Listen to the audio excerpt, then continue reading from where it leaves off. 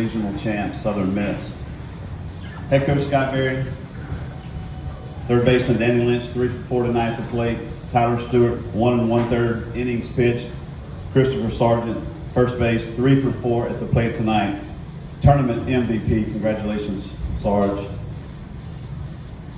All tournament team for Southern Miss, Tanner Hall, Hurston Waldrop, mentioned Chris Sargent, Will McGillis, and again, MVP Christopher Sargent. Coach Berry, just your emotions right now.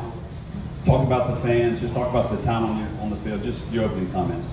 Well, I'm just so blessed to be here today and with these young men and the rest of their teammates. I've been a part of a lot of special teams before, in all honesty. But as a head coach, I think certainly this one tops it. I mean, they just have stayed the course. This whole thing started last year, I feel like, as it carried over from the Oxford Regional last year when we battled to that championship game and fell short. And certainly the guys that returned from that team, they didn't want to have that taste in their mouth again. And, we talked a lot about steady wins the race, and playing even keel. And that's exactly what these guys did all year long. You don't win 47 games by riding a roller coaster. You win 47 games by understanding there's ups and downs, and that you have to go out and you have to play every game, one game at a time. And certainly this tournament defined that. We got the opening day win against a tough Army team. We go against LSU in the winner's bracket. We get a gut punch there, and we let one get away from us. The first one that's happened in 30. I think we were 37-0 leading after 8 innings in the year. So, it's something that we had not had happen at all during the year. But then we had to really simplify things and take it one game at a time, knowing that we had to win against Kennesaw State to get to game 2 on Sunday against LSU. And, we're 3 outs away from being eliminated by Kennesaw State in that first game yesterday. But we found a way to win it, gave us momentum. We rolled into last night, but we had to win that one to get to game 3 today for the deciding game. And those guys didn't disappoint. We found the perfect storm yesterday in Justin Storm, and today our guys rode that storm into this contest, knowing that everything mattered, and they just stepped up. I mean, our staff stepped up. Our coach. I can't say enough about Coach Alstrander, Coach Creel, Coach Brewer, Keller, BJ, all those guys that work with these young men day in, day out. There's a great chemistry, not only between the players, but between our staff, us as a staff, and then the staff and all the players. That includes the equipment.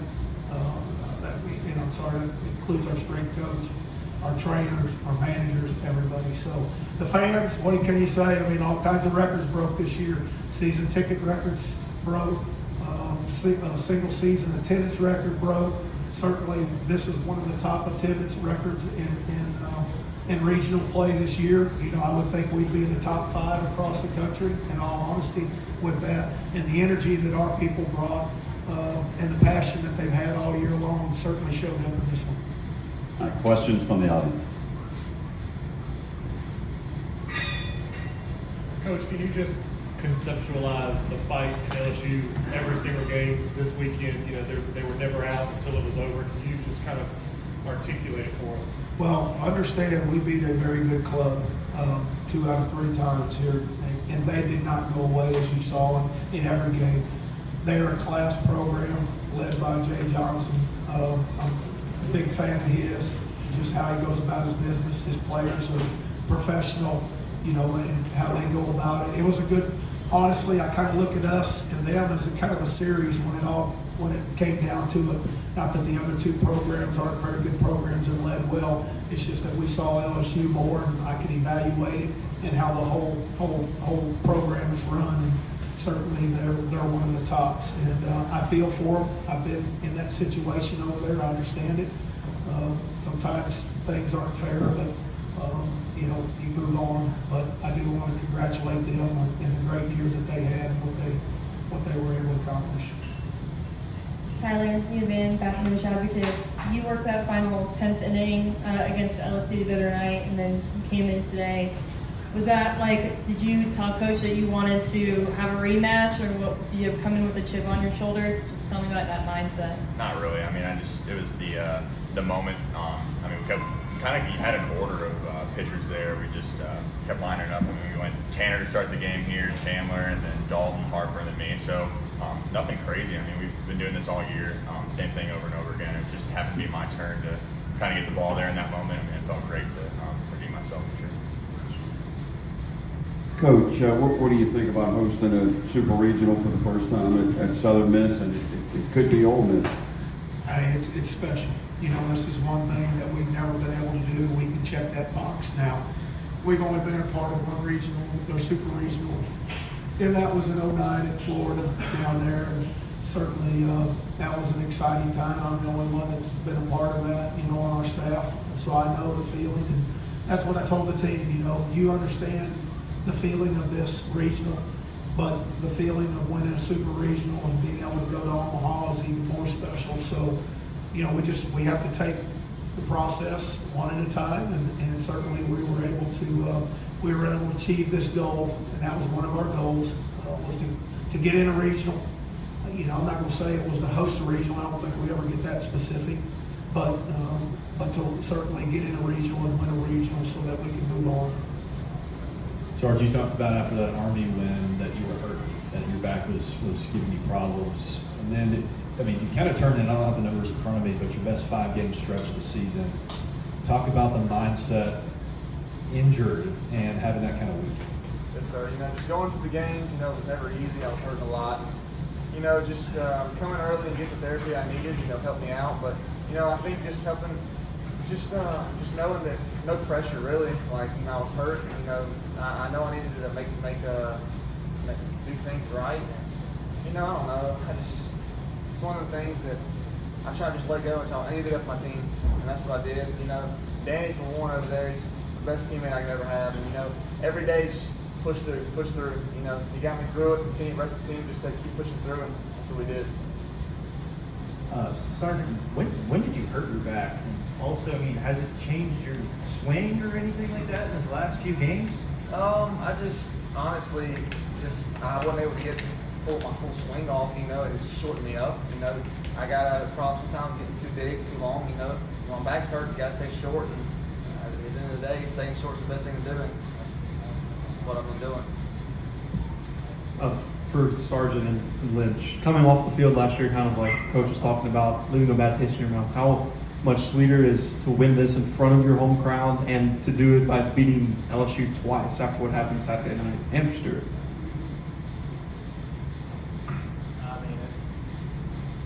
It felt awesome. I don't really have many words to describe it. We obviously left a sour taste in our mouth, and that's kind of the thing you don't realize is it didn't even start, last year. It didn't start 2 years ago. For some reason, it started, 15 years ago. Kind of wanted this dream to happen, and so yeah, I don't really have any words with me. I'll say that, like last year, I remember, especially with this group, we had a lot of returns and stuff. I remember we lost the game on a strikeout there at the game, and Ole Miss was celebrating and stuff. It really does leave that feeling in your mouth. And just kind of, it all starts in August when you start your first workout, start your first practices and all that. So, that kind of gave you motivation, at least to these moments like today. They said it does, man. It does leave a sour taste in your mouth, and just sitting there watching them dog pile, it's just like, you know what, we're gonna get back up, we're gonna go do it again. And that's what we did, and we came out on top this time. For players, it looks like it is going to be Ole Miss. They're up big. What do you think that's going to be like, and are you guys eager to get another shot at that? Yeah, it's awesome to be able to get another chance. Yeah, if they pull it off, especially with our crowd, and they're going to bring some people. It's going to be electric around here. And yeah, to get that rematch, it's going to be awesome, and we can't wait. Scott, the last 5 years there's been a lot of success with this program, but at the same time, NCAA tournament has just kind of felt like a few heartbreaking years, and trying to break through this year. Was that sitting in the back of your mind? And also, just kind of touched on it already, but What's it feel like to finally break through as a head coach? You know, I mean, every year is, let me just say, winning baseball games are tough. I mean, and they're very stressful for both coaching and players and, you know, fans. Certainly they get stressed out as well, but you got to do a lot of things well to win baseball games.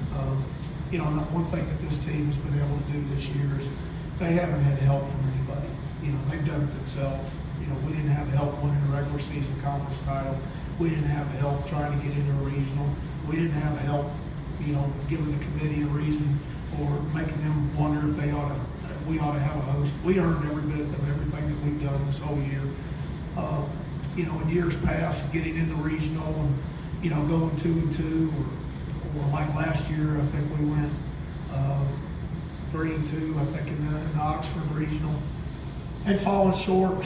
You know, certainly, you know, it gets frustrating, but you know, you recharge and you reset, and that's what we do. I mean, that's our business, that's our world, and you know, not everybody can, you know, come out on top, you know, every year. So it's special for us to do that this year.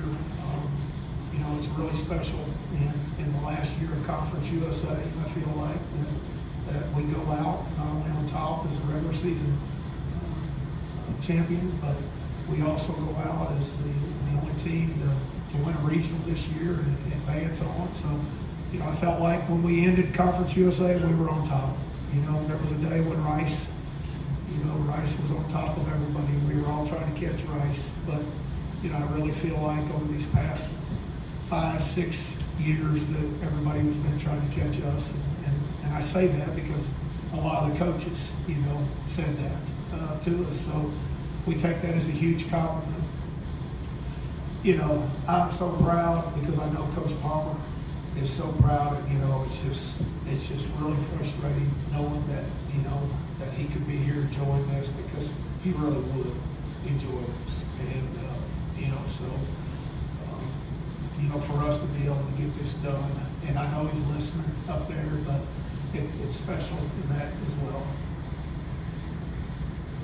Scott, what does it say the way that you guys won these games, right? I mean, obviously you've depended so much on your starting pitching all year. You kind of do 2 bullpen games and score a bunch of runs. What does that say about this team to be able to pull that off? Well, I think there was just a combination of stuff. You know, I mean, you know, there was some games where the offense, you know, got us there. You know, and the pitching, you know, wasn't quite. And there was games where the pitching held them there to give our offense a chance late. You know, today we saw just that seesaw back and forth, you know, with us taking the lead, or they took the lead, we answered, we finally got the lead 5-4 on Slade's base hit, and then we go up 7-4 on Gabe's 2 RBI base hit, and then the next thing you know, all of a sudden it's back to 7-7, you know, and then we scratch for in the ninth. Sarge gets a base hit, Slade gets a base hit, Sarge does a great job running from first to third to set up the sacrifice fly from Danny to give us the go-ahead run, and then watch this young man go out. I think he threw 9 pitches there in the ninth inning, and 3 up, 3 down, and just they never had a threat, you know. And we felt like, you know, in prior innings, even in prior games in the late innings, they were that threat. But in the ninth inning, Tyler didn't let him have a chance. He pounded the zone with 95, went right at him, and they didn't handle it with what we'd seen them do before. So I'd like to speak on that if I could. I think what it shows about this team is just how the guys that haven't gotten to play all year have just kept getting the work in and kept grinding it out. And Stu has, I don't know the numbers, but Stu has, I don't know, maybe 15, 20 innings. Guy throws 95. He'd be throwing a lot of innings for a lot of teams. And he just kept working, man. And it's a funny story about Stu. When we came in together as freshmen, and I remember just thinking, like, man, Southern Miss's a really good program. I don't know why we brought this guy in, because he was not very good. And his arm was hanging, and then he tore his UCL, and he had to get Tommy John. And that stinks. That's a really hard thing to happen. And I've never seen somebody work so hard for so long. It's been 3 years in the making. Student had a season he wanted to last year. He didn't get to pitch as much as he'd like to this year, and it's literally just been 3 years of him working his butt off, waiting for this moment for it all to come and happen. It's just like Justin Storm. He hasn't gotten as many innings as he wants to this year. He kept working and he got his chance. Brady Faust. He'd be starting in a lot of teams. If you guys don't know how good of a hitter he is, he's a pretty good hitter. He was pushing Slade Wilkes for his final lineup at the beginning of the fall. And Brady comes in, I think it was Kennesaw State, immediately gets a dirt ball, he gets a third, and we get a big run off it. It's the guys that haven't gotten the chance all the time that just continue to knock on the door and continue to put the work in, even when you don't know when you're going to get the chance. For Coach Barry, if you could, if it is Ole Miss and you guys next weekend, I wonder if you could put in perspective what that means for the state. You know, with putting it on this national stage. Obviously, Mississippi State won last year, and now a shot with you guys. Winner heads to Omaha. Just put in perspective. There's no other state that loves baseball more than the state of Mississippi. I mean, you look at total attendance for all three schools in our state versus the big three schools of any other state, and it's not even close. This state is passionate about baseball. Ole Miss fans are passionate about it, just like we are, just like Mississippi State. So the atmosphere is going to be, I think, just like we just saw this weekend with the passionate LSU fans that were here as well. So, but the state of Mississippi, no doubt. I mean, that will be national news and exposure for us. Coach, I know it was a rough go at it for Tanner to start this game, but did he beg you for the ball, before this? What were the conversations with him like? Well, I never talked to him, to be honest with you. Oz told me last night, I'll leave it up to you, and I know that's why I started him on Friday. I wanted my number one guy to go on Friday to possibly, if we got to Monday, that we'd have to give him, maybe an inning or two. That would be the only guy that could do that. And the starters, if they covered their innings, and certainly he was in line for that. And last night after the game, we're sitting around, and I just kept going to Tanner. If not for just 35 pitches, I don't know what he threw. He ended up going 45 pitches on that, but I didn't want to bring him in the middle of a game because that's not what he's used to. He's used to starting, he's used to having a routine, and I thought that was really important for him to continue to do the routine. I know when we got to office this morning and I told Oz, I said, we're going with Tanner, call him, and I think Tanner had already told him, texted him or called him and said, hey, I feel great, I want the ball. So we were glad to give it to him. Yeah, we gave up the 3 runs there at the bottom of the first, but I thought he did real well after that, getting us into the game. He had a clean second inning there, and then he gave way there in the third inning to Chandler. Final 2 questions right here. Scott, I know there's a lot of mutual respect between you and Mike Bianco. It kind of be special for both of y'all, I think. We both came to the state of Mississippi. Well, I came to the state of Mississippi in 1990, and then I came to Southern Miss in 2000. He came to Ole Miss in 2000. So we both came to. He came to Ole Miss then, and I came to Southern Miss. So, we've known each other a long time, and I have the utmost respect for Mike Bianco. I think he's an outstanding person. I think he's an outstanding coach. In my mind, he has built Ole Miss and that baseball program. There should be a statue outside there for him and what he's been able to achieve in building that program up. And so, I think we're good friends, and if that's who we play, then certainly we'll be excited to play. Final question. Coach, I wanted to ask about a couple players. First, Dustin Dickerson seemed like every game he did something amazing in the field. Today he had a double play that turned what would have been a 2 or 3 run home run into a solo home run. Can you talk about what he's done this weekend? Well, he and Will McGillis in the middle have been just really, really good for us all year. These guys have been playing that middle now together, and all the whole infield. I mean, Danny at third, Dustin at short, Will at second, Sarge at first. I mean, they know each other. They know what's going to happen before it happens. I mean, earlier in that conference tournament, and I know we're talking about Dickey, but Will made a great play on a slow roller, and it was against, who was it against? He backdoored somebody, full arm fake coming across. We were in a shift and caught the guy around in third, but he knew he was fixing to do it. I knew he was fixing to do it because I watched these guys play together. But Dickey, he's a special guy. He's led us in hitting, as far as average. He's up there in doubles.